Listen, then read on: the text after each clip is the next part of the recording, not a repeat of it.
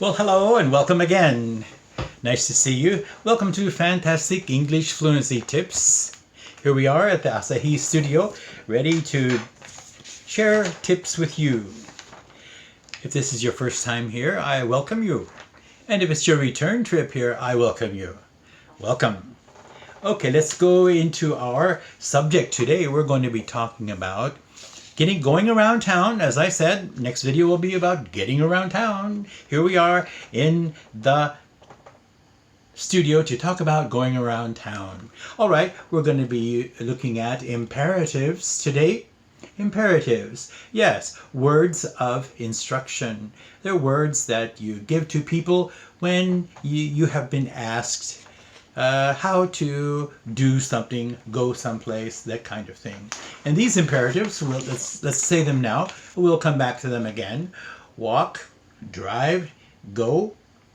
Yes, we're going to be using them in answering for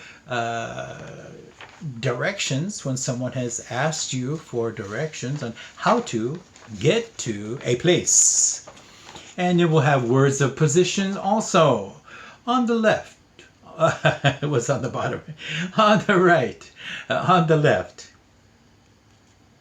across from, next to, or beside. Yes. Between, something on both sides, so it is between. In front of, or behind. Now, in place of in front of, you can use in back of. It's fine. We just use behind more commonly. So, let me show you here. I have a dialogue prepared to illustrate these words and how they're used. You'll like my handy little clipboard. This is actually a book reader board. You can adjust this. You can adjust the height here, the angle that you want, and have it here like I have now. I want to make a little bit straighter. Look, it goes up. Isn't that neat? Isn't that neat? Isn't that neat? Yeah, well, we'll get back. That's how a lot of Americans talk, you know. Isn't that neat? It actually means, isn't that neat? Well, this is fluency tips, but I'll get to those later. First of all, let's go to our dialogue. Excuse me, can you tell me how to get to the bank from here? You see how that's connected, made in little phrases? If you ask this way, it makes it very easy to understand. It doesn't have to be fast, it just has to be connected in the correct way to sound natural, or give a native English speaker's sound. And I'll go back to that again, but let's go to the answer. Sure, walk up Main Street and you'll see the bank on the right, across from the drugstore. I hope I was holding that high enough. Maybe I wasn't. Let's go over that again, just in case. Excuse me, can you tell me how... Oh, yeah, that's right. Excuse me, can you tell me how to get to the bank from here? From here is connected. Sure, walk up Main Street and you'll see the bank on the right, across from the drugstore. These connections help it to be easily understood. All right, do you want to try that? Go ahead.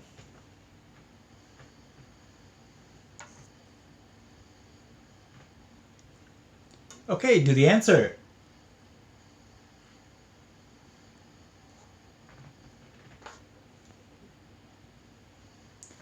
How'd you do? I'm sure you did well. It's pretty easy sentence. It's a simple dialogue, but for flow and for fluency and understanding, I thought it would be good to have something simple. So you see how these words were illustrated in this dialogue? We're going with can today. Can you tell me? You see that? Can you tell me? Can you tell me how to get to the bank from here? Sure. Walk up Main Street and you'll see the bank on the right next to Janakte, across from the drugstore. Well, you could say next to. We're using different positions here, but it was written across from here. So we're using can today. This is everyday English, easy speech, and very commonly used for requesting information, requesting help, requesting directions, you see. Very good. All right, I'd like to go over these words once more, words of position or place, so that you can remember them to use in your conversations. Let's go. Sorry, my fingers are covering there. Words of position or place in giving directions on the right. I hope you're repeating. On the left. Good. You see the is not left out, but it's very slight. On the right, on the left. Good. Across from, next to, behind, between, in front of, behind. I think I said behind here, didn't I? Sorry for the mistake. Beside. Next to is beside. I made a mistake and said behind, but that's okay. I corrected it for you. So please remember that beside means next to. Same word. In front of. The opposite would be behind. Yes, you can also use the term in back of. We use that, but behind is a little more common in our everyday speech. So this is getting directions, giving directions with the request can today. Can you? Next will be practicing could you please or would you please with directions and how to get around town. So please come back for more tips on English fluency. Do subscribe. Do give a like, and yes, turn on your notifications for more tips on English fluency at this channel. Please do look at our other videos on the playlist about phonics, pronunciation, and different connections for your English journey.